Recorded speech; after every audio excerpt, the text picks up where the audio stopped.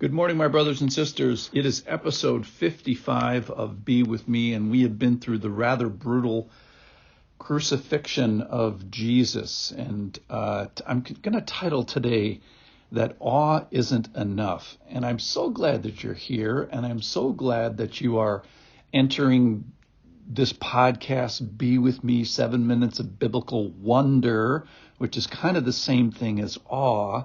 And it's a great place to start.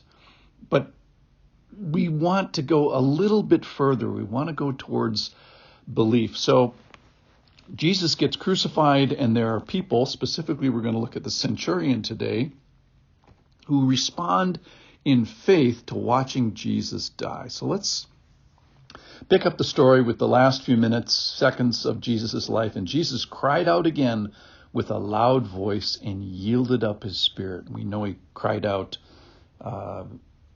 Eloi, Eloi, I can't pronounce it, it's in Aramaic, but it is finished is what he's saying. So this is from Matthew 27, and we're going to start in verse 51. And behold, the curtain of the temple was torn in two from top to bottom, and the earth shook, and the rocks were split. The tombs were opened, and many bodies of the saints who had fallen asleep were raised. And coming out of the tombs after his resurrection, they went into the holy city and appeared to many. So that's going to happen in a couple days. All right, verse 54. This is the one I wanted to concentrate on today. The centurion. When the centurion and those who were with him, keeping watch over Jesus, saw the earthquake and what had took place, all the other stuff, they were filled with awe and said, "Truly, this was the Son of God." There were also many women there looking on from a distance who had followed Jesus from Galilee, ministering to him, among whom were Mary Magdalene, our big resurrection hero, Mary the mother of James and Joseph, and the mother of the sons of Zebedee. So thinking of the centurion, just a few minutes ago when they crucified him, they sat down and kept watch over him there. That's in Matthew 27 as well. And then later on we find out that they had stood up and were mocking Jesus. And then finally, as we get to the very end here, we find it in Mark. And when the centurion who stood facing him saw that in this way he breathed his last, he said, "Truly, this man was the Son of God." And in Luke, after darkness covered the land and the sun's light faded, then Jesus, crawling out with a loud voice, said, "Father, into your hands I commit my spirit." And having said this, he breathed his last. Now the centurion, who saw what had taken place, he praised God, saying, "Certainly this man was innocent." So we have the centurion here, who's not an innocent bystander, was a participant. So what did he see? So he sees Jesus take care of his mother and sort of give her to John the disciple. The centurion saw Jesus forgive his tormentors, which probably included himself, since he was the guy in charge. And he saw, if he was involved in the procession to the cross, he saw that Jesus encouraged the daughters of Jerusalem.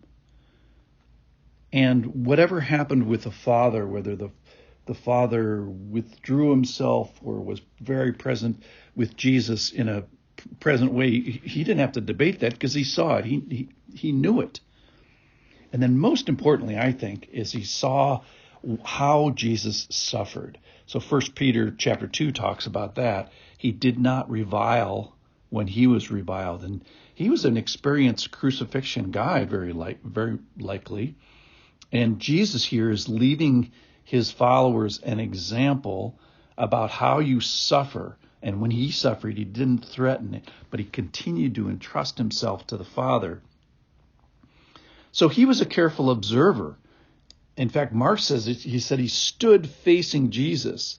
So we have in a lot of our pictures, Jesus very, very high up on a cross, but likely he was only a couple feet off the ground, because it doesn't matter how far you are off the ground.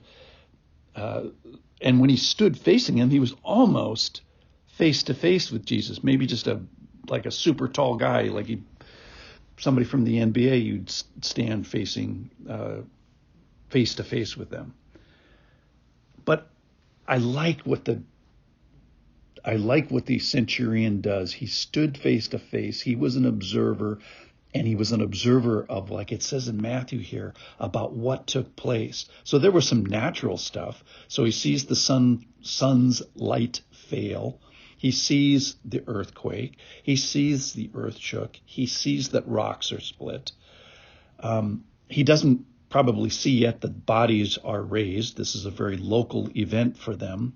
But most importantly, I think he sees Jesus and appreciates the way that he's different than all the other people that he's tortured, all the other people that he's crucified. I think he sees the love of Jesus. So the centurion, keeping watch and in some way is responsible, starts with awe, and I appreciate that. So that's where I wanted to go today, is that awe is a great place to start. But don't end there. Let's expand from there. Let's keep going. Let's be responsible for the wonders that God give us, whether it's earthquakes or aspects of love or nature or creation. So finally, let's use the data that we have, get face to face with Jesus, and then think about him and move on from awe and be able to proclaim, truly, this is the Son of God. Thank you so much for listening. I appreciate you guys sticking with the unpalatable aspects of the crucifixion. And now we're going to get to the resurrection here soon. So I'll see you tomorrow.